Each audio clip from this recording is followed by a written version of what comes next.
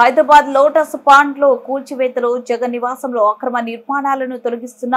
GHMC సిబ్బంది, రోడ్ను ఆక్రమించి నిర్మాణాలు చేపట్టిన వైఎస్ ఫ్యామిలీ లోటస్ పాండ్ ఆక్రమణలపై స్థానికులు ఫిర్యాదు.